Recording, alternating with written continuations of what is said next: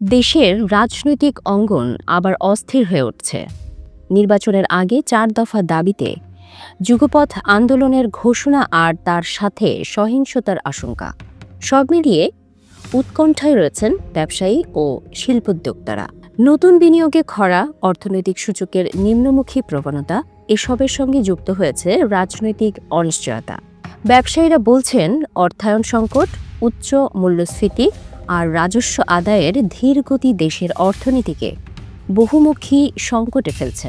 সম্ভাবনাময় অনেক শিল্প কারখানা অর্থাভাবে ঘুরে দাঁড়াতে পারছে না। বহু প্রতিষ্ঠান নতুন বিনিয়োগে আগ্রহ হারাচ্ছে।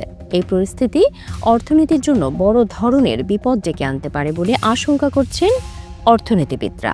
ইতিহাস বলছে, প্রতিটি নির্বাচন ও ক্ষমতা হস্তান্তরকে কেন্দ্র করেই অস্থিরতা চরম আকার ধারণ করেছে। নির্বাচনী জ্বালাও পোড়াও আর অচলাবস্থা দেশের অর্থনীতিকে ব্যাপক ক্ষতিগ্রস্ত করেছে অতীতে। বাংলাদেশ পরিসংখ্যান ব্যুরোর তথ্য অনুযায়ী রাজনৈতিক অচলাবস্থার সময় শিল্প খাতের প্রবৃদ্ধি কমে গিয়েছিল। পোশাক মালিকদের সংগঠন বিকেএমই এর সাবেক সভাপতি মোহাম্মদ ফজলুল হক বলেন, নির্বাচনী অভিজ্ঞতা সুখকর নয়। তিনি জানান, অতীতে শান্তিপূর্ণভাবে নির্বাচন ও ক্ষমতা হস্তান্তর হয়নি। এবারও ব্যবসায়ীরা একই আশঙ্কা করছেন।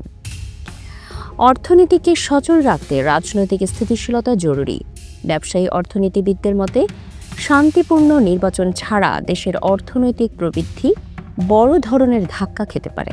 প্রশ্ন এখন একটাই, আসন্ন নির্বাচনে রাজনৈতিক স্থিতিশীলতা ফিরে আসবে তো, নাকি আবারও অর্থনীতি পড়বে নতুন এক অনিশ্চয়তার মুখে?